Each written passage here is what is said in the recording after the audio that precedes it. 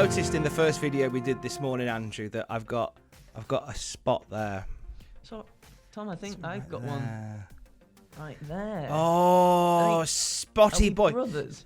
I think we might be. I think is it a Horcrux? I'm not sure. It's like yeah. What we should do, actually, Andrew, you're editing this, aren't you? Mm-hmm. Can you put something on the spots to make them less obvious? I could just to make them a bit inconspicuous. I can try, yeah. Right. There you go. Is it inconspicuous? Yeah, it looks really nice. No one knows, do they? Nope. Brilliant. Cool. Here is your wrestling news. An absent WWE star's return seems to have been scrapped. AEW are leaving Daly's place. And wait till you hear this bizarre plan to save ECW. We'll get to it in a bit. But first, let's burn it down. Oh, he doesn't have that anymore, does he? Gotta get your hat out like the belt. I've got anything to swing. Oh, that works. There you go. Why'd you have a shark mask near your I don't know. It's just the thing. Shut up, Mum. So Seth Rollins has been absent from WWE TV since just before the end of the year. He went off to have a lovely Christmas with Becky Lynch and their new arrival, which is nice. And there was some little hints, wasn't there, Andrew, that we might be seeing him again. What's the score here? So WWE on Fox, their Twitter account, released a promo for Rollins' return last week. But it was never promoted by the WWE social media channels or anything, and the video has now been deleted from the WWE on Fox Twitter account as well. It was also not mentioned in the official SmackDown preview article, so has something gone awry there, perhaps? So it seems weird that it was just WWE on Fox that tweeted this promo for Seth Rollins' return, and then the fact that nobody else talked about it, nobody else mentioned it, and then it got removed. So there's a couple of schools of thought here. Very likely that plans to bring Rollins back have changed, so he won't be a part of SmackDown, so let's just get rid of all the evidence straight away. Could have been a blunder from WWE on Fox. Yeah. I mean, that could be a possible miscommunication there. Putting out a video too soon, we don't know. Or is it because they want to keep it a surprise? I would believe that his plans for Friday have been changed for whatever reason. Because I think when you're this close to the Royal Rumble, surely it makes sense to bring him back at the Royally Rumbly. I think so. Make it a little bit of a surprise as well. It would be, I don't know, because he has been gone for a bit, I think people do seem to be sort of anticipating his return to see what he does again. And I do think bringing him back at the Rumble seems like the most sort of logical idea. Sort of something, bring a bit of, mysterious, exciting, Mysterio. Here we go. Is that still a thing? That's still a thing, isn't it? Like, I guess so, yeah. There'll be something with perhaps him and Buddy Murphy as well, maybe. I don't know whether we're at a point now where I'm ready to see Seth Rollins do something else. Yeah, I think I am as well. I would like to see him do something with Roman. I think that might be pretty cool as well. There's a little story you can tell there. Obviously, the Shield stuff that goes back all those years, but there's a little story that you can tell between these guys with a slightly different spin on it. I like the idea of Seth Rollins trying to maybe form an allegiance with Roman, and Roman has nothing to do with it. Like, there is that, like, because their characters have changed exponentially since they were together, and yeah, that's the biggest word I've used all year. and the idea of them maybe trying to form an alliance, but both believing they should be the leader of the group. There's some fun to be had there. I just think do anything other than fight with Buddy and Ray. Like, I saw that so much on Raw last year. I'm ready for something else, please. Yeah, well, I think we're all hoping that, weren't we? When the draft happened and then someone goes over there, you're like, yes, it's finally over. We can get something new. And then the other person gets drafted over there as well, and you're like, oh no, what's going on? Bothers. Some geographical changes coming to AEW. They've had a lovely time coming out of the home of the Jacksonville Jaguars. Not many football teams are named after video game consoles of the past, so that's nice. But what are the plans going forward for AEW, sir?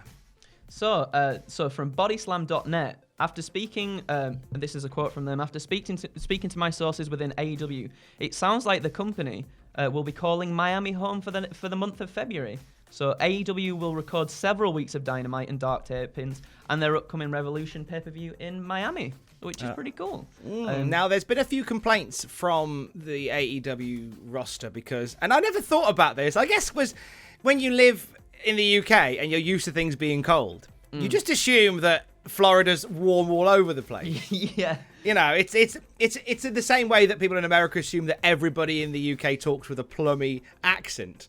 When you don't move up and down the country, it's different. You always assume that everyone in Florida is always warm. Not the case. It's been freezing in Daly's place, and everyone's like, I'm ready for something a bit warmer. So heading over to Miami. Also, bodyslam.net say a change of scenery would be good for everyone's morale. I feel like when you've been at, I mean, nothing wrong with Daly. I think Daly's place is a lovely venue, but I'm not wrestling. I'm not walking around in my pants in it for 7 months of the year.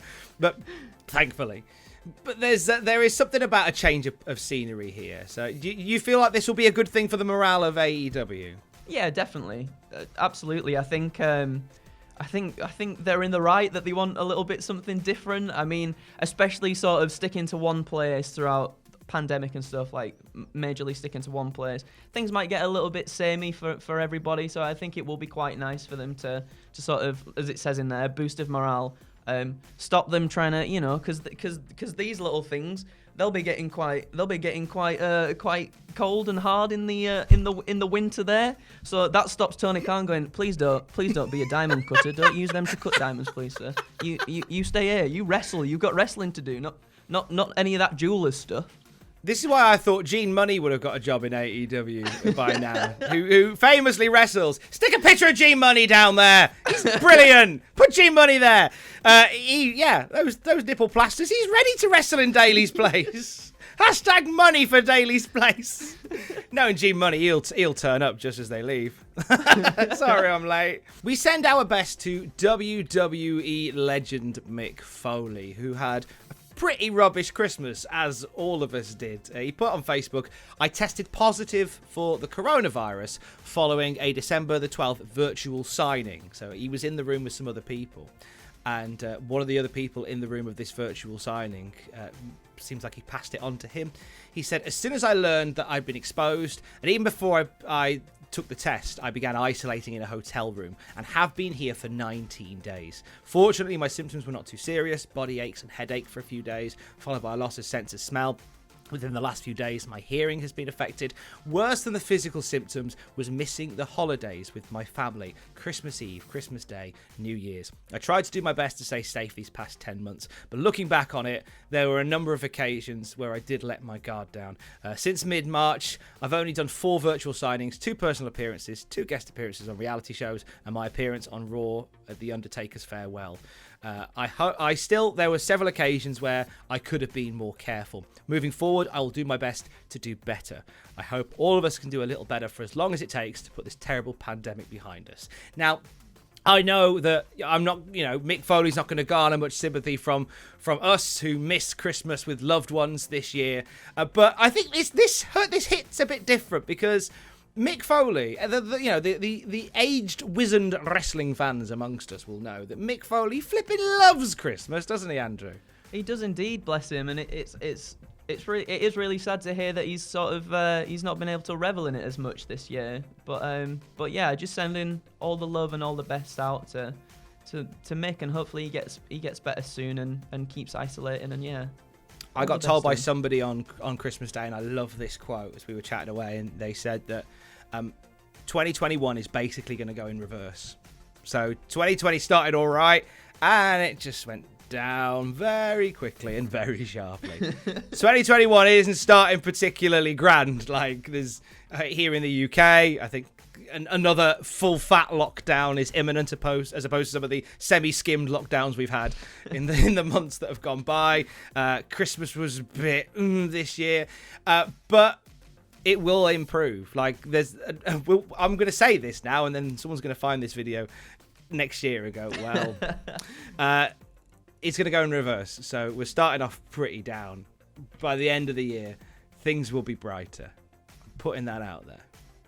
And finalement, EC dub, EC dub, EC dub, EC dub, EC Dub, stop me, EC Dub, stop me, EC Dub. I'm stuck in a loop. Stop it! Whew. Oh, I had a flashback then. ECW is in the news. That was Extreme, a podcast with the Blue Meanie, Joel Gertner, launched on adfreeshows.com. And they were sharing some stories that we hadn't heard regarding ECW. This is one of my particular favourites, shared by Joel Gertner. Tell us about the bizarre plan to save ECW at the turn of millennium then, Andrew. This is so good. I like this story so much.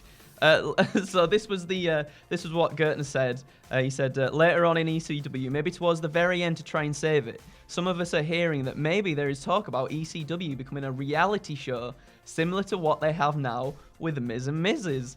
Or Total Divas or Total Bellas. It seemed like maybe what ECW might become is half what it already was, an in-ring episodic wrestling show like the rest, and the other half would be the boys riding with each other to the towns and in town, and just show how crazy the extreme wrestling life was like. So that's interesting. I really love this. So like the idea of watching a TV show that features Balls Mahoney and Axel Rotten, rest their souls, just clattering each other with weapons and plunder and bats and everything, and then getting in the car like wounds still open. Do you want to go to Denny's? Yeah, let's go to Denny's. That'd be amazing. Hey, if this sort of thing hasn't truly been done yet, can somebody do it in 2021, please?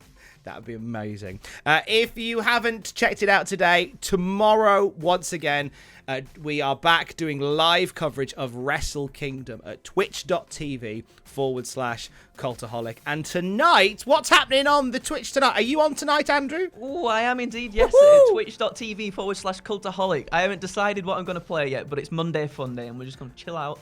And we'll bring in the nice new year together, and it'll be lovely. It'll be a lovely time. Get amongst it. And tonight on the YouTube channel, Adam Pacitti has completely cream-crackered his sleeping pattern so he can bring you Raw Legends tonight. You'll watch that at youtube.com/cultaholic/live. Anything else that you want to plug, Andrew, while we're here? Anything else? No, I think that's it. Just Happy New Year to you. It's been lovely to do these first two news videos with the wonderful Thomas Campbell. So thank you so much. Stop it! It's even more wonderful to do it with the more wonderful Andrew.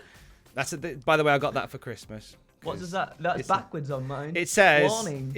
Warning. May start talking about wrestling. So. Thanks, Mum. Love you. Bye.